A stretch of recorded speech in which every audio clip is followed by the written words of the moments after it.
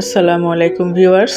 Tomato সেদ্ধ দিয়েছিলাম, টমেটোগুলো সেদ্ধ হয়ে গিয়েছে। এখন এটা আমি নামায়ে ঝরাই নিতেছি। কড়াই বসাইলাম চুলায়, তেল দিলাম, কয়েকটা পেঁয়াজ কাইটা এটার মধ্যে দিয়ে দিলাম। এই পেঁয়াজগুলো আমি কাইটা ফ্রিজে রাখছিলাম, ফ্রিজ থেকে বাই করে পেঁয়াজগুলো আমি রান্না করার জন্য এখন তেলের মধ্যে ছাড়লাম। লবণ দিলাম, একটু ভাইজা লই। সুন্দর করে ভাজা হয়ে গেলে এর মধ্যে আমি কাঁচামরিচ দিতাছি। আনাম কাঁচামরিচে আমি এখানে দিলাম, কারণ আমার বাচ্চারাও এই ভাজিটা খাইবো। আমি এখানে ভাজি রান্না করুন। বাঁধাকপি, এটারে আমগো আঞ্চলিক ভাষায় পাতাকপি কয়। তো এটারে আমি কুচি কুচি কুচি কুচি করে কাইটা লইছি। এটারে আমি সুন্দর করে ধুইয়া ভাজি করুন, খাইতে ভালোই লাগে। আমি ডাইরেক্ট ভাজিটা করুম, এটারে আমি ভাপ দেয়া নেব না। অনেকে আবার এটারে সিদ্ধ কইরা তারপরে পানিটা চিপা ফালাই দিয়ে রান্না করে। আমি কাঁচাটাই করুম, কাঁচাটা খাইতেও খুব ভালো লাগে রান্না করলে, ডাইরেক্ট রান্না করলে। এতে আমার মনে হয় যে সময়ও কম লাগে, তাড়াতাড়ি হয়ে যায়, আবার খাইতে টেস্টটাও একটু বেশি ভালো লাগে আমার কাছে। কার কাছে কেমন লাগে সেটা তো আমি জানি না, তবে আমার কাছে এমনিই ভালো লাগে। আর শীতের দিন তো ভাজিটা আমি ওই চুলা থেকে এই চুলায় ট্রান্সফার করে দিলাম। আমার ভিডিওটা যারা দেখতেছেন তারা একটা লাইক কমেন্ট শেয়ার করবেন, সাবস্ক্রাইব করবেন। শুকনা মরিচ ভাইজা লই, টমেটো সেদ্ধ করছি, ওটারে ভর্তা বানামো, এর জন্য আমি শুকনা মরিচটারে ভাইজা লইলাম। তো ওখানে আমি ফ্রাই প্যান চুলায় বসায় দিয়া একটা কড়াইয়ের মধ্যে লবণ, হলুদ, মরিচ আর সরিষার তেল লইলাম। ভাজিটা একটু নাইড়া দিয়া লই, ততক্ষণে আবার ঢাইকা দিলাম, এটা হইতে থাকবো। তো এইখানে আমি লেবুর রসও দিলাম। এই মশলাটা আমি সুন্দরভাবে মাইখা লমু। এটা দিয়ে আমি মাছের মধ্যে মশলাটা মাখায়া মাছটা ভাইজা লমু। ফ্রাই প্যানে ততক্ষণ আমি তেল দিয়ে লইলাম, গরম হইতে থাকবো। মাছের মধ্যে সুন্দর করে আমি মশলাগুলা মাখায়া একটা একটা করে সুন্দর করে ফ্রাই প্যানে দিয়া মাছটা ভাইজা লমু। তো মাছটা ভাইজা আমি ফুলকপি দিয়ে রান্না করব। শীতের দিন ফুলকপি দিয়ে বড় বড় মাছ ভাইজা রান্না করে খাইলে ভালোই লাগে। আমার বাসায় শীতকালে মাছের ভুনা আর মাছ ভাজা দিয়া সুন্দর করে ফুলকপি দিয়ে রান্না করলে খুবই সবাই পছন্দ করে। এটা প্রতিদিনই আমার প্রায় করা হয় আর খাওয়া হয়। তো বাকি মাছগুলোও আমি ভাইজা লইতাছি আপনাদের লগে কথা কইতে কইতে। আপনারা তার কথা কইবেন না, আমি একলাই আপনাদের লগে করি আর কি করুম। আপনাকে আমি বারে বারে অনুরোধ করি যে ভিডিওগুলা খুব ছোট ছোটই আমি দেই, একটু স্কিপ করেন না। এই একটুখানি ভিডিও দেখতেও আপনাকে কি আইসামিটা লাগে রে বাপ রে বাপ, খালি করেন স্কিপ। আমার মাছগুলা খুব সুন্দর করে ভাজা হয়ে গেছে গা। শেষ টুকরাটাও উঠায় লইলাম।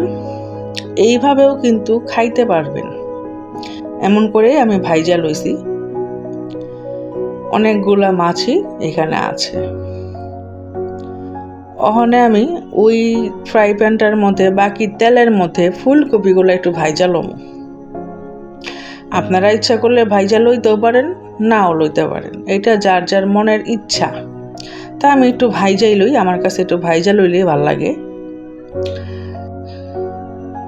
তো ওই পাশে আবার ওই বাঁধাকপির ভাজিটা আবার একটু নাইড়া চাইড়া লইতাছি। এটারে খুব সুন্দর করে আমি ভাজা ভাজা করুম, একটু ধইনা পাতা দিই। শীতকালে গরম ভাতের সাথে এগুলা খাইতে খুব ভাল লাগে। আবারও সুন্দর করে একটু মিশাই লইতাছি ধইনা পাতার লগে। আমার বাসায় প্রতিদিন যা রান্না হয়, নর্মালি আমি যে খাবারগুলা প্রতিদিন রান্না করে খাই, আপনাদের লগে আমি ওইটাই শেয়ার করি। তো হেনে আবার হাঁড়ির মধ্যে তেল দিয়ে লইছি, পেঁয়াজ দিলাম, একটু গরম হোক, একটু ভাজা ভাজা হইলে এর মধ্যে আমি লবণ দিতাছি।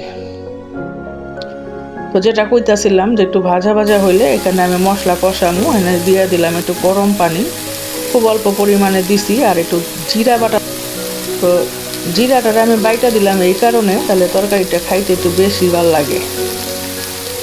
তো হেনে দিলাম হলুদের গুঁড়া, মরিচের গুঁড়া।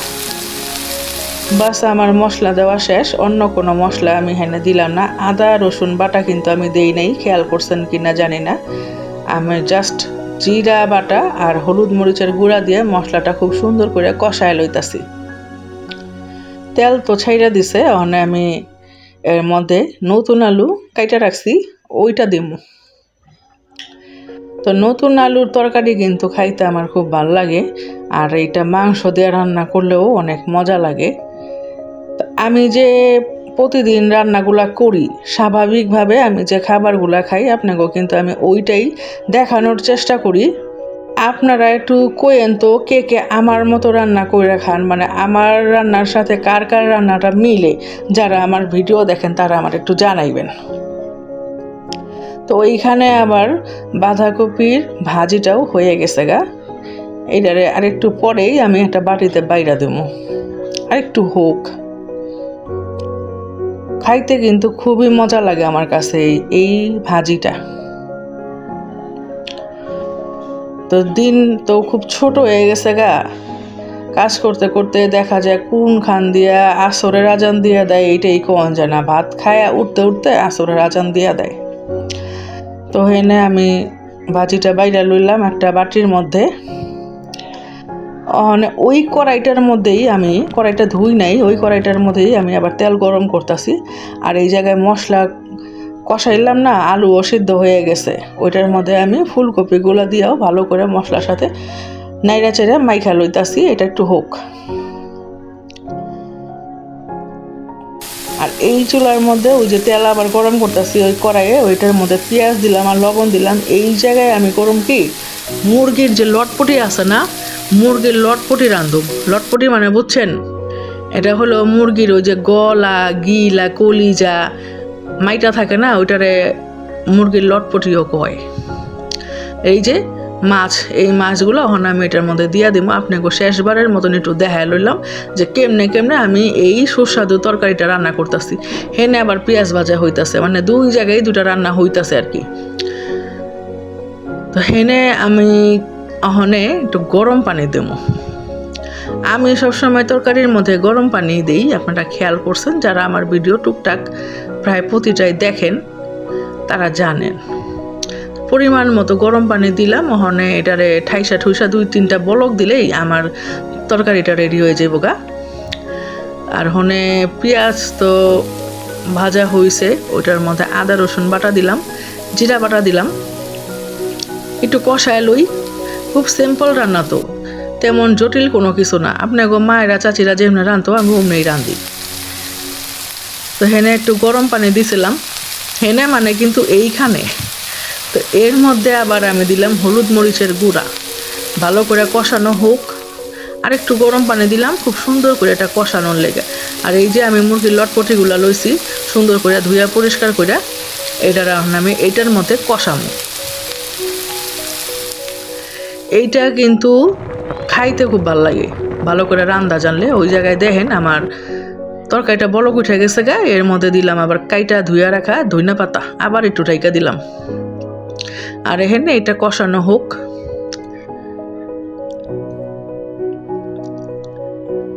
এইটা পরোটা দিয়ে খাইতেও কিন্তু খুব ভাল লাগে। এটা আপনারা পরোটার লগে খাইয়ে দেখেন, খুব ভাল লাগে। আর এখানে দিয়ে দিলাম একটু গরম মশলা। গরম মশলা মানে তো ওই যে দারচিনি এলাচি তেজপাতা লবঙ্গ, এই আর কিছু না। এটা ভালোভাবে কষুক। কাঁচামরিচ দিলাম, গরম পানি দিলাম, এটা হয়ে যাবো গা। এটার আমি পানি রাখুম না, একেবারে একটু শুকনা শুকনা রাখুম। তো এইটা দিয়ে খিচুড়ি খাইতেও ভাল লাগে, ভাতের লগে খাইতেও ভাল লাগে, আবার পোলাওর লগেও খাইতে ভাল লাগে। একবার কইরা খাইয়া দেখবেন। এই 3টা জিনিসের লগেই এইটা খুব ভাল লাগে। আর ওইদিকে আমার ওই তরকারিটাও হইতাছে, খুব ভালোভাবে বলকাইতাছি। তারপরে এটা রান্না কমপ্লিট হয়ে যাইব গা। এই যে দেখেন কত সুন্দর লাগতেছে। আমি আবার এটা চামচ ঢুকাই দিয়ে একটু ঝোল তুলে এটার লবণটা টেস্ট করে নিলাম, ঠিকই আছে। আর একটু হালকা করে মনে হয় দিছিলাম আর কি, আবার একটু ঢাইকা দিই। আর এই জায়গায় এটাও বলক উঠে গেছে গা। এইগুলার কক মুরগির লটপটি তো বেশি সময় লাগবে না হইতে, যদি দেশি মুরগিটা হইতো তাইলে একটু সময় লাগতো। তো যাই হোক, আমি রান্নাটা আস্তে আস্তে প্রায় শেষ পর্যায়ে লয়ে আইছি, হয়েই গেছে গা। তো এই যে আপনারা আমার ভিডিওগুলা দেখেন আর চুপ করে কইরা থাকেন, একটা কমেন্ট কইরা আমারে কোন না যে ভিডিও কোনটা কেমন হইছে, আপনার কাছে ভালোই লাগছে না খারাপই লাগছে, কিছুই তো কর না, একটু কোয়েন। তো এই আমার তরকারিটার ফাইনাল লুক, এই যে ভাজি, আর সামনে হইলো আপনার টমেটোর ভর্তাটা বানাইতেছি, যে তখন দেখছিলেন। এটার মধ্যে আমি 2টা শুকনো মরিচ দিয়া, একটু লবণ দিয়া, একটু সরিষার তেল দিয়া মাইখা লইতেছি। এটার মধ্যে আজকে আমি কোনো পেঁয়াজ ব্যবহার করব না। মাঝে মাঝে আমি পেঁয়াজ দিই, আবার একটু ধনিয়া পাতাও দিই, কিন্তু আজকে আমি ওগুলা দিব না। তো কথা কইতে কইতে আমার ভিডিও প্রায় শেষের পর্যায়ে চলে আইছে। আর এই যে দেখেন, লটপটিটাও আমি শুকনা রাখছি, খুব বেশি ঝোল করি নাই। আপনারা ইচ্ছা করলে এটার আর একটু ঝোলও দিতে পারেন, কিন্তু আমি এটা এমনিই খামো। তো শেষ পর্যায়ে আইসা পড়ছে ভিডিওতে, আপনারা একটু লাইক, কমেন্ট, সাবস্ক্রাইব, শেয়ার করবেন। আর একটু আমারে জানাইবেন যে আসলে আমার ভিডিওগুলো দেখতে আপনার কাছে কেমন লাগে। ততক্ষণের লেগে আমি আপনার কাছ থেকে বিদায় লইতেছি। দেখা হইব পরবর্তী কোনো নতুন ভিডিওতে খুব তাড়াতাড়ি। ততক্ষণের জন্য খোদা হাফেজ। তো এই যে আপনারা আমার ভিডিওগুলা দেখেন আর চুপ করে থাকেন, একটা কমেন্ট কইরা আমারে কোন না যে